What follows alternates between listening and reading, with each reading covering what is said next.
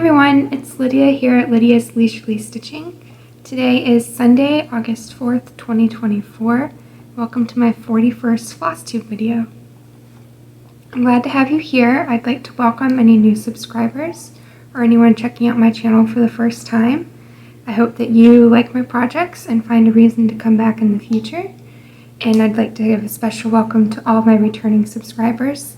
Thanks for sticking with me and coming back to see my progress every month. I've got Christmas in July update this month.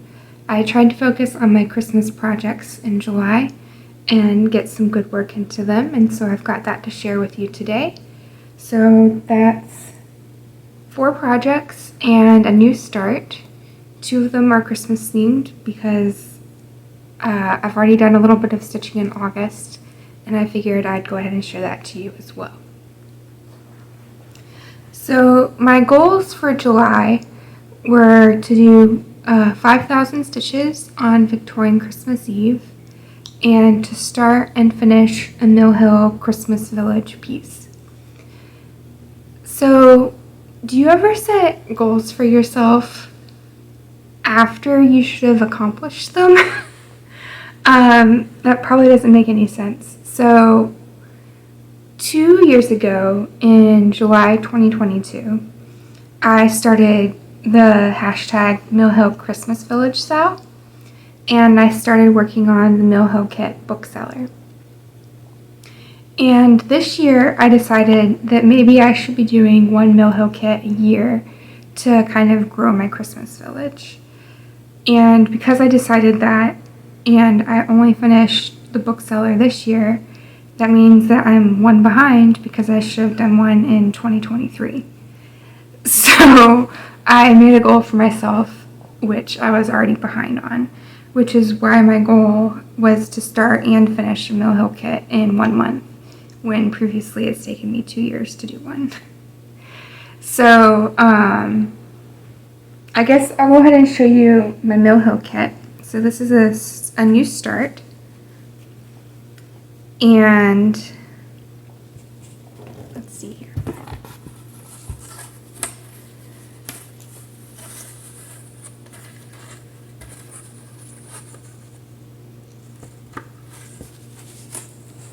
So this is a skating pond. It's by the Mill Hill Christmas Village series.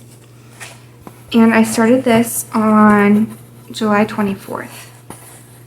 So not only did I want to start and finish this, I waited to start it until the end of the month. So here it is. So far, I did 1,015 stitches on it. And I went ahead and did what I think is going to be the hardest part, which is all of these little buildings here. So I'm really proud of myself for tackling the hardest bit first. I haven't made it all the way across the top. I think it goes to here maybe. So I did these 3 trees, and then snow around the pond, the little houses, and then this here is the reflection of this house in the skating pond, which was an interesting detail that I found in the pattern once I started working on it. So this is stitched on 28 count light ash gray Lugana 2/2 full cross. Yeah, and so I'm using the kit floss, and I'll use the kit beads when I get there. It comes with perforated paper, but I wanted to make my Christmas village a series of flat folds, so that's why I'm doing them on fabric instead of the perforated paper. So this is my 3rd one. I've also got the carolers and the bookseller that I finished earlier this year. So this piece of fabric is big enough for 6 of them. Let's pull it back a little bit. And then I'll cut them out all individually. So I didn't meet my goal of starting and finishing it, which was perhaps an overly ambitious goal. And that's fine. I think I'm gonna try and work on this some more, and hopefully, well, I don't want to say hopefully because I really don't know how much time I'll be able to devote to it, but maybe I can finish this one and another one before July of 2025. I did pick the skating pond because of the 4 kits that I had. It seemed like the least intensive stitching wise. Yep, so that's my new start. Let's see, pull this one back up.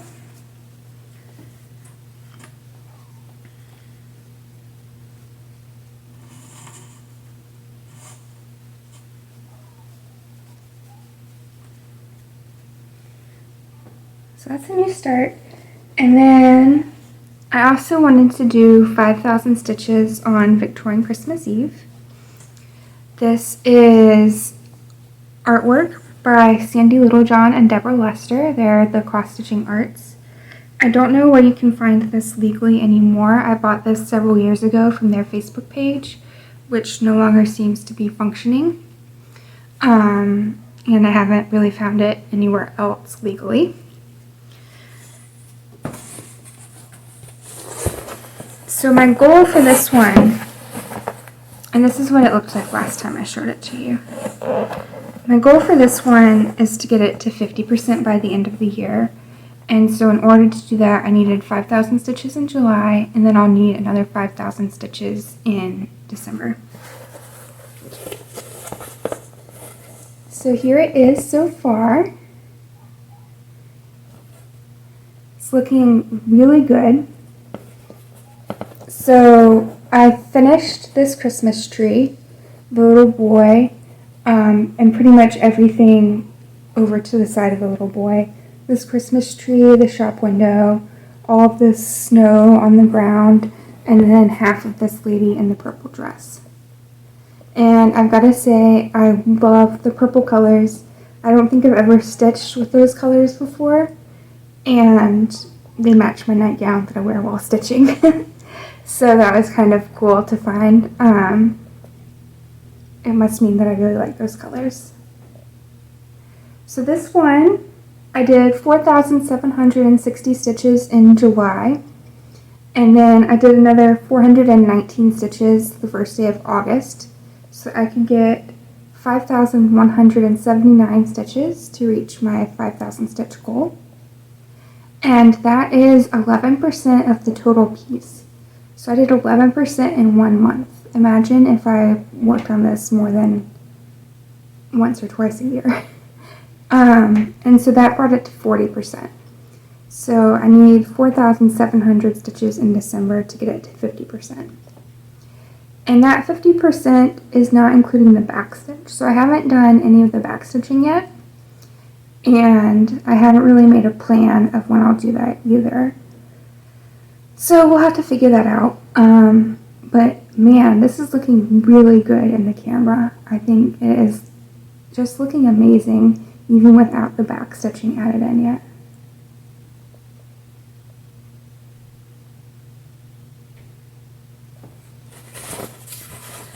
So that is all of my Christmas stitching. I only have those 2 Christmas projects. I've got a couple of more projects to show you. So in the middle of July, I was kind of feeling tired out of working on Christmas trees because I did 2 Christmas trees on Victorian Christmas Eve and then 4 Christmas trees on the Mill Hill kit. And I didn't really think about this until just now, but in order to take a break from the Christmas trees, I pulled out Yggdrasil.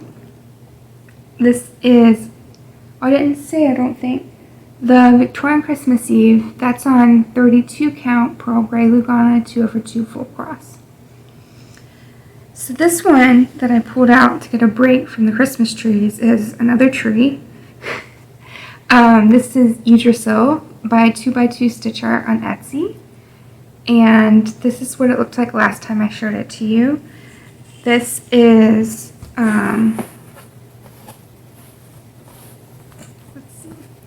this is stitched 1/1 on 32 count dark olive Lugana.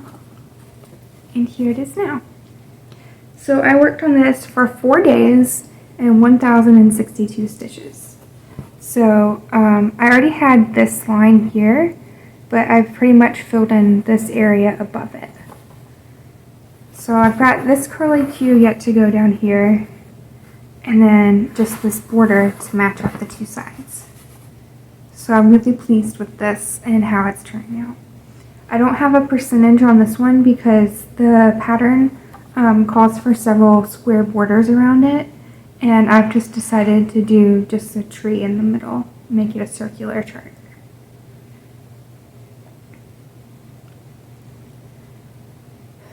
So most of the time I only set goals for my full coverage pieces, and I've decided that I would like to get a little bit more work done on my non-full coverage pieces as well. So what I'm thinking for August is, for August I need 3,000 stitches on A Place of Her Own and 3,000 stitches on Ornament Log Cabin Home. So if I give each of those 10 days, 2 Monday through Fridays, then that's 300 stitches a day, and then I can have the weekends to work on my non-full coverage pieces. So I made up a little wheel of my non-full coverage pieces and I spun it, and for this weekend it shows the Fungi Book SAL, and this is a preview of what it looks like. It's a mystery SAL. Most of the parts are finished releasing. I think there's one more part on how to finish it and put the book together. So I'm very far behind, but that's okay. It's not a race, it's for fun. So this is the Fungi Book SAL, and this one's pretty stiff, so I don't think I need the board for this one. And this is the cover, and this is on just 18 count aida.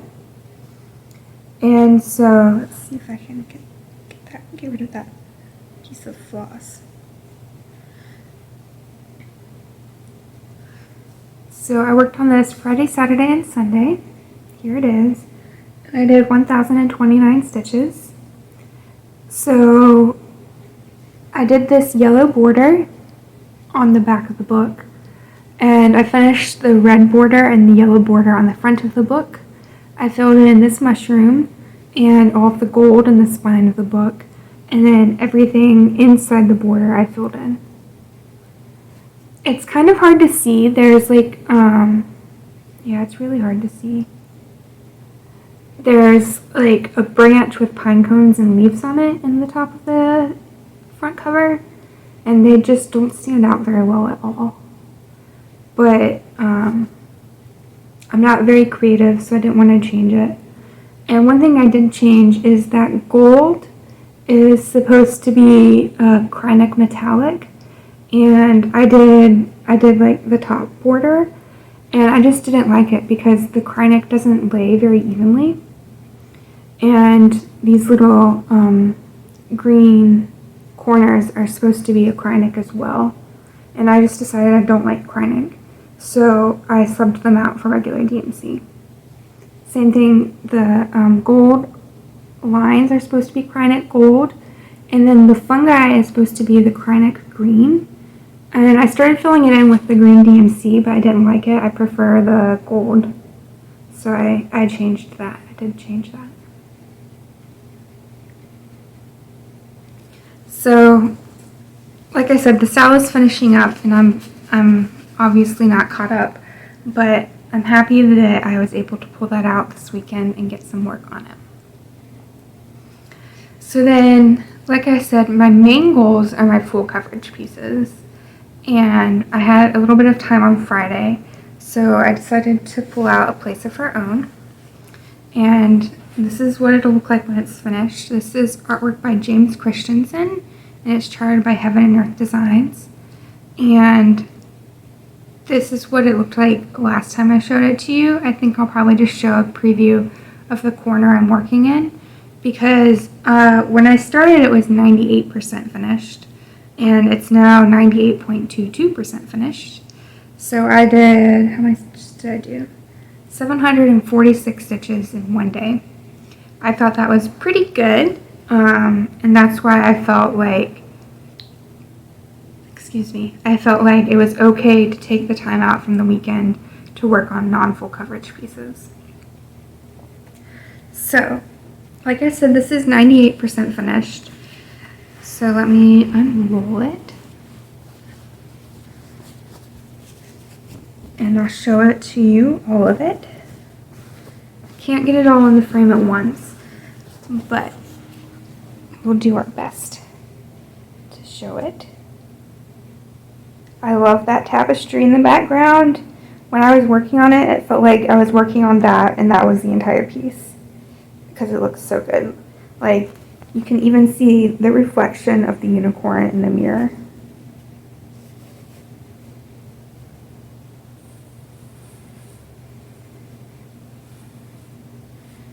And then this painting in the background is a Rembrandt painting. And we've got the map of Europe there. Books, books, books. Beautiful dress. Feetsies.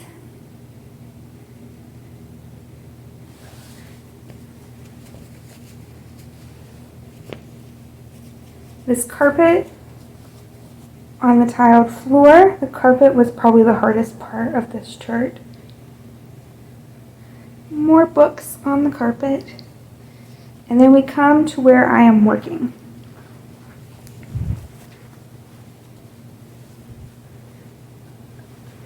So, let's see if I can focus a little bit more. There we go. So, I've been focusing on the carpet because, like I said, it's the hardest part. This is the edge of the piece. So, there's this black down here, which is pretty solid to about here. All of this up here is black. And then this little corner down here is, it's like this. So it's kind of like this on the other side. So I decided this month that I want to get the hardest part done first. So that's why I've been working on the carpet here, just kind of focusing on this bit here. So in that one day, I finished 11 colors. So lots of colors are getting finished. There was one color that I ran out of the skein and I had 10 stitches left. So that will be an easy color to knock off next time I get this out. Yep, so 98.2% finished. And if you haven't heard, I'm planning on finishing this at Stitch New England in October. So 3,000 stitches this month in August, 3,000 stitches in September, and then I'll be ready for a finish in October.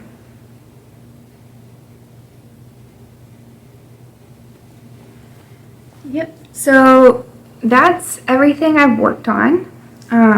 Did I say that this is on 18 count sand aida? Yes, I think I did, but now you know for sure. So I think this week, because I've already almost gotten 1,000 stitches on A Place of Our Own, I think that I'm going to pull out Ornament Log Cabin Home and see if I can get 1,500 stitches in on that this week. And then next weekend I will spin the wheel and see what non-full coverage piece I get to work on for the weekend if I get my goal accomplished on Log Cabin Home. So those are my plans coming up, and I think that's all I have to share with you today. So thank you for coming and spending some time hanging out with me. I really appreciate it.